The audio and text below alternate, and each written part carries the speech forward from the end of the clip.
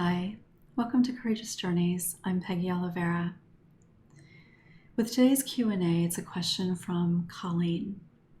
And Colleen asked, is it possible that being triggered can lead to regression?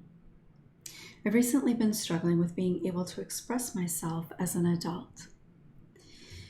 She also shared this question publicly, and within that question, she mentioned that it was a therapist, or that she had been triggered by a therapist. And I'm mentioning that because the nature of the relationship can have an impact here. So I want to address that part a little bit. But the short answer is yes, absolutely.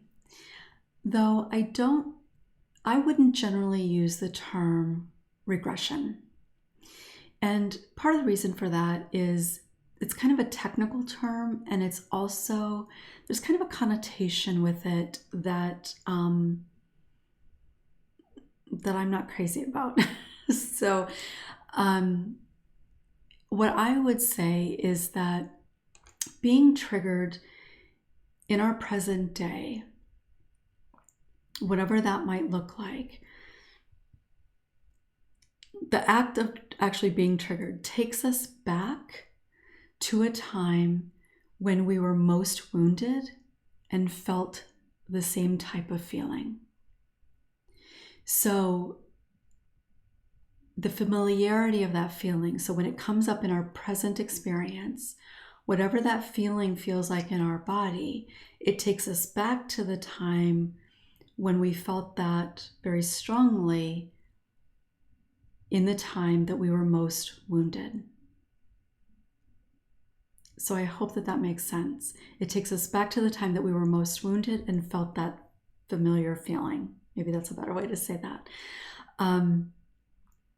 And for many people, even if you don't have a history of childhood trauma, but for many people, that is going to take them back to a time in their childhood, because the reality is it is in our childhood that we experience most feelings, right? Like, we don't necessarily in our adult lives tend to experience a lot of feelings that we haven't felt at some point in our childhood. So whether it's fear, whether it's shame, self-doubt, nervousness, excitement, joy, no matter what that feeling is, we likely felt it originally in our childhood. So when you're triggered, your body responds to that. So it takes you back. Your heart, your mind, your body, it takes you right back to those moments when you were most wounded and felt the same kind of feeling.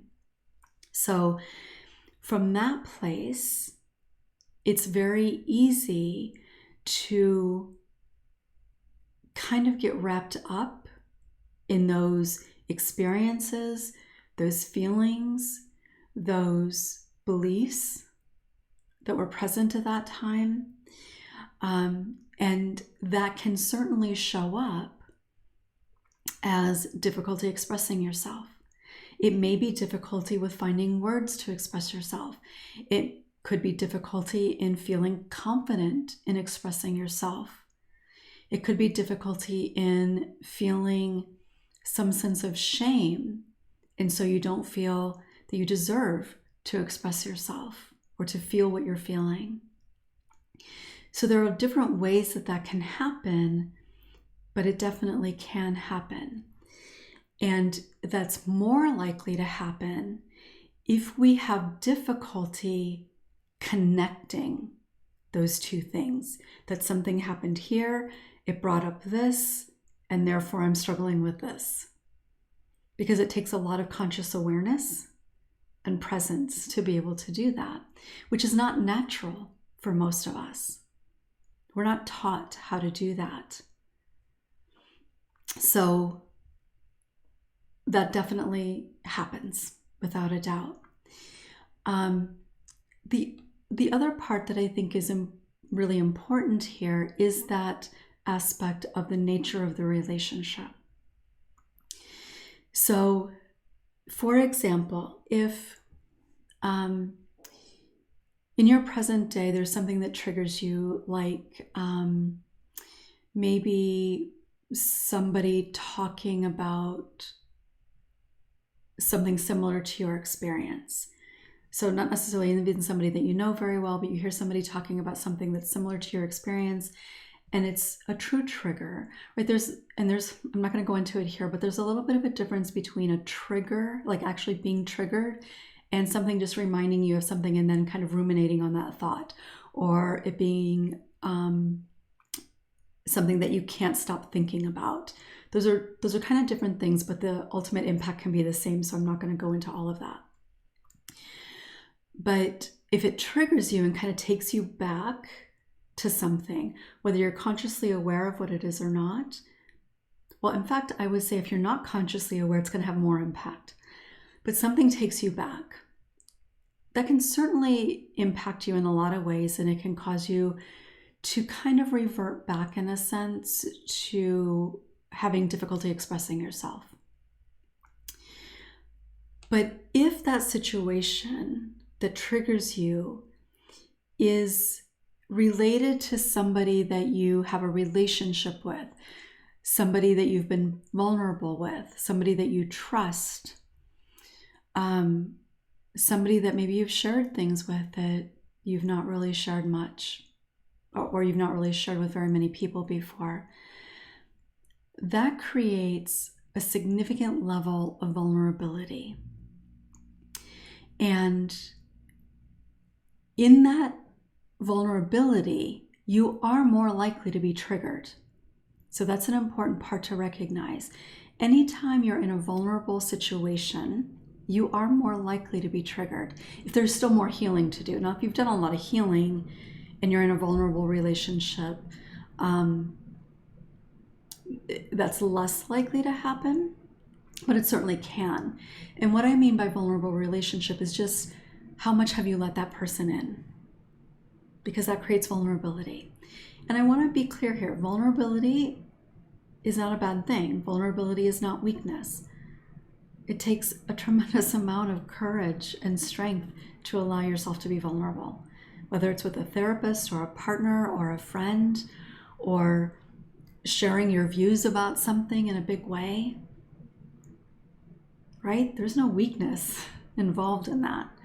So let's be clear that vulnerability is not bad, but vulnerability opens you up to being rejected, to being betrayed, to feeling hurt in some way. So if that triggering is happening in the context of a relationship where you have been vulnerable, you are more likely to be triggered in that relationship, and the depth of where that trigger can take you can be more significant, because that betrayal, that lack of trust, inability to trust, the idea that you really can't trust anybody. If you've experienced childhood trauma or betrayal by somebody significant in your life, then in that moment, not only is it going to be triggering to a specific experience, but it's going to trigger you in all those other layers. And if you're not sure what I'm referring to in regards to layers, the last video that I did, and this will link to it at the end, but the last video I did, I talked about layers of wounding and healing, but that the nature of the vulnerability of that relationship is going to take you back in a way that feels even more vulnerable than it would otherwise. And if you're not aware of that happening, it's going to have more impact in that moment and in the moments following, because you're not aware of what's happening. And it can be quite difficult to make those connections. I refer to it often as connecting the dots. It really can be quite challenging to be able to do that, because when you're in it, you don't have kind of that objective ability to be able to do that. So So that is more likely going to cause you to feel like you've regressed in some way. Whether it is not being able to express yourself, feeling like you're struggling a lot more with a lot of memories or coping mechanisms that maybe aren't very healthy, that maybe you've been able to move away from a little bit, or maybe you still use them, but maybe not as frequently. So that can definitely happen, and it's quite natural for that to happen. So the sooner you can connect those dots, the less impact it's going to have, particularly over the long term. If you're able to connect those dots pretty quickly, then you can do the work necessary to not continue to be kind of in that place where you are feeling all of those familiar feelings. If you're able to connect those dots, you're able to talk yourself through what's really happening.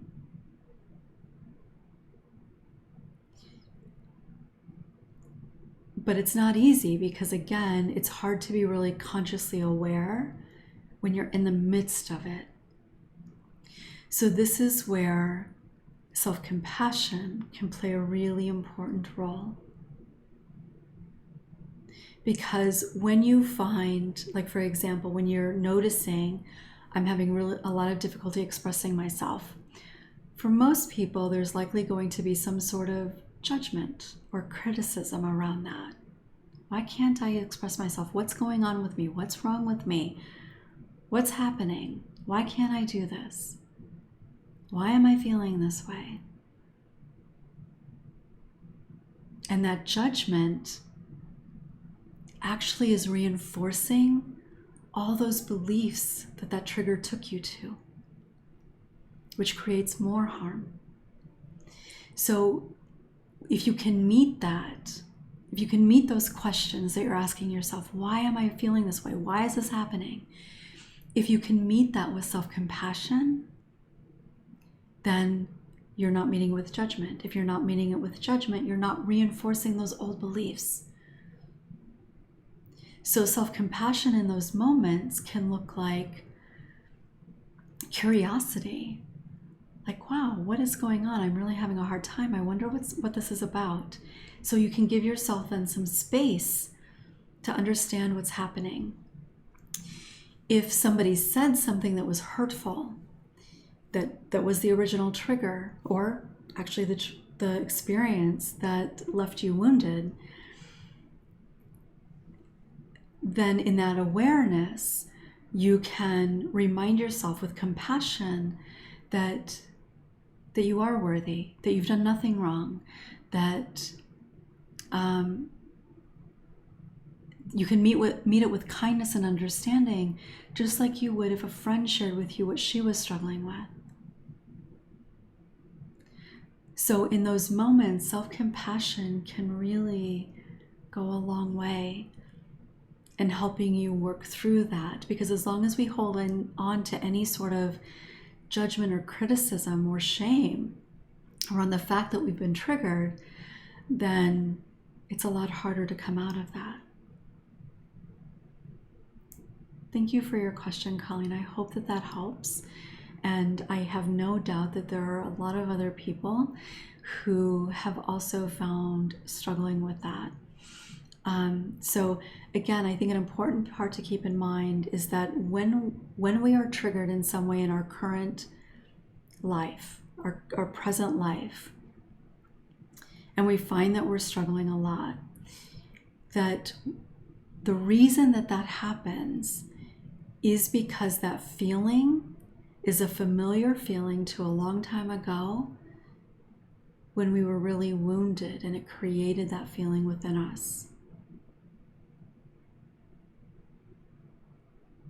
And think about a child feeling those feelings, being wounded in that way.